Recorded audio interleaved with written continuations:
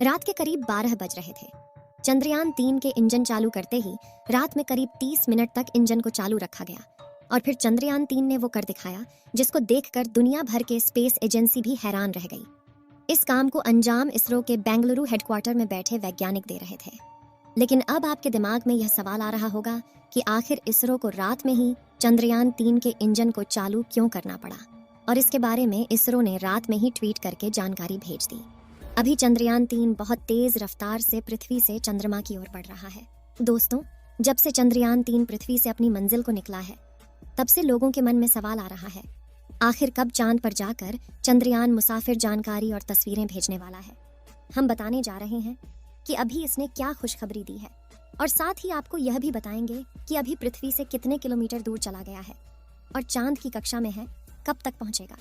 चलिए दोस्तों, इस बात को आप जानते हैं कि चंद्रयान 3 को 14 जुलाई के दिन इसरो का रॉकेट पृथ्वी से लेकर निकला था।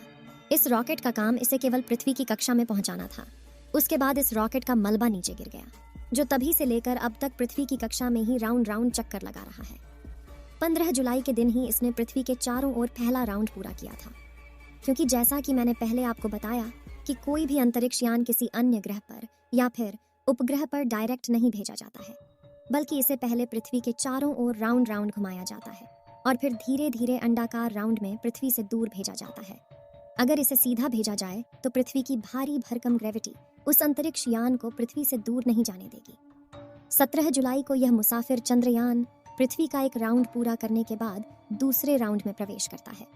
उसमें भी वैज्ञानिक इसके इंजन चालू करके इसे दूसरे राउंड में डाल देते हैं। इसके एक दिन बाद यह अगले राउंड में यानी तीसरे राउंड में प्रवेश कर जाता है। 20 जुलाई का दिन वैज्ञानिकों के लिए बहुत खास होता है, क्योंकि इस दिन भी वैज्ञानिक इसके इंजन को चालू करके चौथी कक्षा में इसे डाल देते हैं।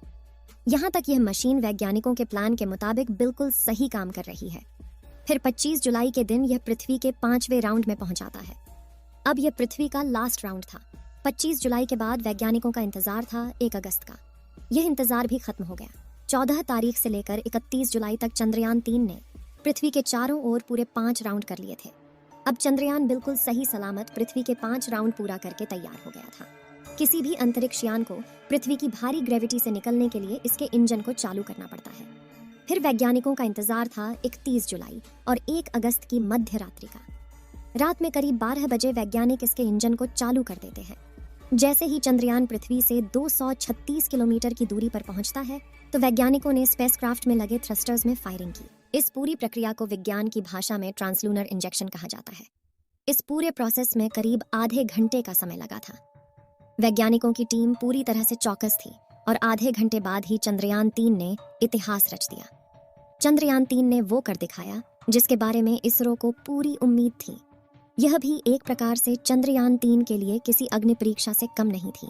जब पूरी दुनिया सो रही थी, उसी समय इसरो इतिहास लिख रहा था। यानी रात को ही चंद्रयान 3 ने इतिहास रचते हुए पृथ्वी के गुरुत्वाकर्षण को छोड़कर पृथ्वी और चांद के बीच वाले रास्ते की तरफ मुंह मोड़ लिया था, जहां अब उसे एक भयानक अंतरिक्ष में लंबी दूरी तय करनी है।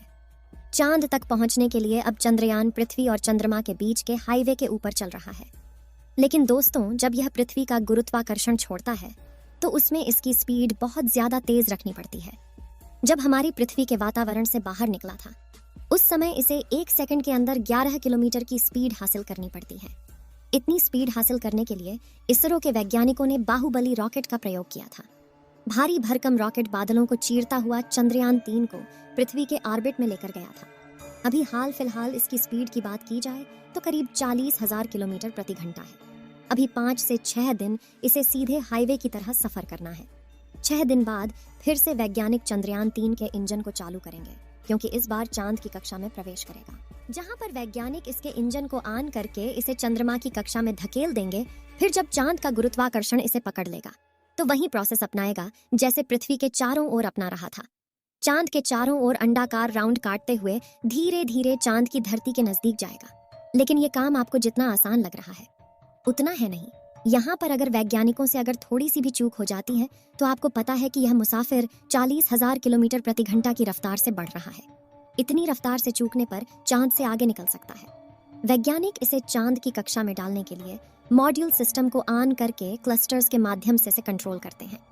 प्रोपल्शन मॉडल में लगे छोटे छोटे इंजन की मदद से इसे अपोजिट दबाव देकर इसे चांद की कक्षा में डाल दिया जाएगा। इसरो के वैज्ञानिक पल पल की जानकारी रखेंगे। चंद्रयान के लिए यह दिन भी बहुत ज्यादा खास रहने वाला है और एक बार चांद की कक्षा में पहुंचने के बाद धीरे धीरे वैज्ञानिक इसकी कक्षा को छोटा करते जाएंगे और चंद्रयान अपने लक्ष्य के नजदीक पहुंच जाएगा। इस प्रोसेस में काफी दिनों का समय लगेगा। 17 अगस्त के दिन चंद्रयान 3 का प्रोपल्शन मॉड्यूल विक्रम लैंडर से अलग हो जाएगा। उसके बाद चांद का कुछ राउंड काटने के बाद 23 अगस्त के दिन यह चांद के बहुत नजदीक यानी 30 किलोमीटर की ऊंचाई पर पहुंच जाएगा। फिर इसका केवल एक ही काम है, बस इसे धीरे धीरे चांद की जमीन पर उतरना। यह सफर कुछ मिनटों का होता है, लेकिन इस पूरे मिशन का यह 15 से 20 मिनट बहुत ज्यादा खास और भयानक होते हैं। इसी स्टेज में आकर अच्छे अच्छे मिशन फेल हो जाते हैं, क्योंकि इस समय इस अंतरिक्ष यान को बड़े आराम से उतरना होता है और इसके लिए वैज्ञानिक इसके अंदर एडवांस टेक्नोलॉजी वाले उपकरण लगाते हैं, जिसकी गति को उतरते वक्त स्लो करते हैं, जिसे थ्रस्टर्स कहा जाता है। यही थ्रस्टर्स इसे ऊपर की ओर धकेलते हैं, जिससे इसकी स्पीड कम हो जाती है। इस दौरान चंद्रयान 3 के लैंडर की रफ्तार 6000 किलोमीटर प्रति सेकंड से धीरे धीरे घटकर 7.2 किलोमीटर प्रति सेकंड यानी 2 मीटर प्रति सेकंड तक लेकर आना है। जिस वक्त अंतरिक्ष यान उस भयानक जगह पर उतरेगा, उस वक्त ये अपना खुद का दिमाग इस्तेमाल करने वाला है, यानी खुद की आर्टिफिशियल इंटेलिजेंस का इस्तेमाल करके यह डिसाइड करेगा कि इसे उस मुश्किल वक्त में कैसे फैसले लेने हैं। इसरो के इसी तकनीक की दुनिया दीवानी हो गई। ये एडवांस तकनीक इसके अंदर लगे होने की वजह से वैज्ञानिकों को इतनी ज्यादा टेंशन नहीं है, क्योंकि रोबोटिक माइंड मुश्किल परिस्थिति में बिल्कुल भी विचलित नहीं होने वाला। इसरो के वैज्ञानिकों ने यह तकनीक इसलिए लगाई क्योंकि वहां पर सेकंड का खेल होता है। अगर उसे पृथ्वी पर बैठकर कमांड देंगे तो कमांड को पहुंचने में टाइम लग जाता है। इतने टाइम में तो चंद्रयान के साथ कुछ भी हो सकता है। इसलिए जब चंद्रमा पर लैंडिंग करेगा तो खुद के बलबुद्धि पर ही लैंडिंग करेगा, और एक बार सही से लैंडिंग कर गया तो इंडिया का नाम पूरी दुनिया में हो जाएगा। चांद पर उतरने के बाद तो यह बिल्कुल भी देरी नहीं करेगा चांद के उस अंधेरी दुनिया के राज खोलने में। जब चांद के भयानक गड्ढों की पहली बार तस्वीर दुनिया के सामने आएगी तो पूरी दुनिया के वैज्ञानिक भी अचंभित रहने वाले हैं, क्योंकि करोड़ों साल से ये गड्ढे वीरान पड़े हैं। अगर पृथ्वी पर इस प्रकार के गड्ढे कई सालों से वीरान पड़े होते तो उनके अंदर तो कई प्रकार के जीव जंतु जाकर अपना बसेरा बना लेते। लेकिन चंद्रमा पर आखिर उन भयानक गड्ढों के अंदर क्या है, ये सवाल वैज्ञानिकों को अब बहुत परेशान कर रहा है। इसका जवाब हमें सटीक रूप से चंद्रयान 3 का रोवर ही वहां जाकर देने वाला है। इस रोवर को चांद की उस उबड़ खाबड़ जमीन पर चलने में भी परेशानी आने वाली है। इसके लिए इसके अंदर कई प्रकार के सेंसर लगे हुए हैं, जो पहले ही उसको बता देंगे कि कहाँ पर गड्ढा है और कहाँ पर बड़ा पत्थर है। रोवर आने वाले इन मुसीबतों से सचेत हो जाएगा। हालांकि पहले से ही वैज्ञानिकों ने इसके लक्ष्य को सेट कर रखा है कि इसको वहां जाकर सबसे पहले किस बात पर रिसर्च करना है, और इस बार वैज्ञानिकों ने खासकर इसके अंदर एडवांस उपकरण लगाए हैं ताकि किसी भी हालत में इसके साथ कोई अनहोनी घटना ना हो। वैज्ञानिकों ने 3-4 साल जी जान लगाकर मेहनत से चांद पर भेजा है। किसी भी दूसरी दुनिया में अंतरिक्ष यान भेजना कोई आसान काम नहीं है। इसके लिए सैकड़ों वैज्ञानिकों की रात दिन की मेहनत पीछे लगी होती है। कई अथक प्रयास किए जाते हैं और उसकी सैकड़ों टेस्टिंग होती है। उसके बाद ही उसे दूसरी दुनिया के लिए रवाना किया जाता है।